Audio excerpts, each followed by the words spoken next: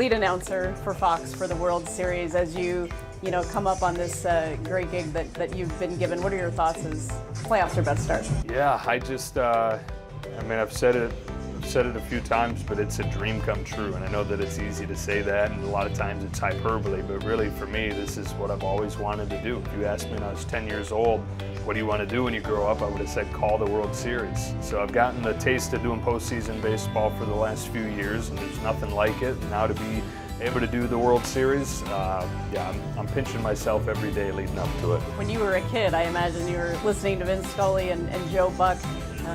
What did that mean to you to listen to them call games? Yeah, so for me it was, growing up in Michigan, I didn't have a full appreciation for Vin really until I got into broadcasting myself, and that would be in the minor leagues. I'd do the games. I was in the Central Time Zone, do the games, and then all the post-game stuff you got to do as a minor league broadcaster, update the website, write the game story, all that stuff.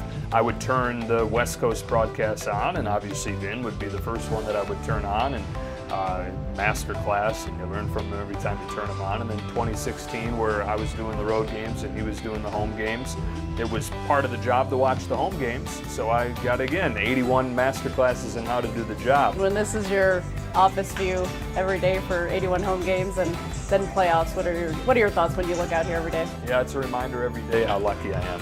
And I do remind myself every day. I shouldn't need, and nor do I need, this backdrop to remind me, but it's a constant reminder that I've got it as good as anybody. And I think that the best way to what is happiness, what is success, I think it's to be able to say you wouldn't trade your situation, you wouldn't trade your life with anybody. And every time I come here and look out here, I think that's the case. Last one, with Vin's passing, what will you take from him most as a person and a broadcaster? Yeah, I think the greatest ever to do the job. He always will be the greatest ever to do the job. You could argue he's the greatest storyteller, period, not just in baseball, but that we've seen in our lifetime.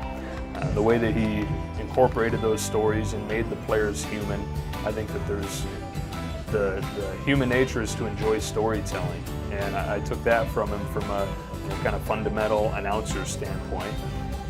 His main advice to me was the same advice Red Barber gave him when he started in 1950, and that was to be himself. He told me, be yourself, and it's simple, but I remind myself all the time.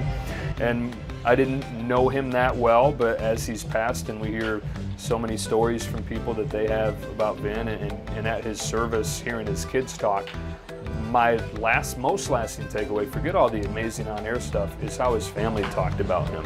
Not just the greatest ever to do this job, but an amazing father and grandpa. And I left that service saying, yeah, I love to be half the broadcaster that Vin was, but all I really care about is that at the end they talk about me the way I just heard them talk about him.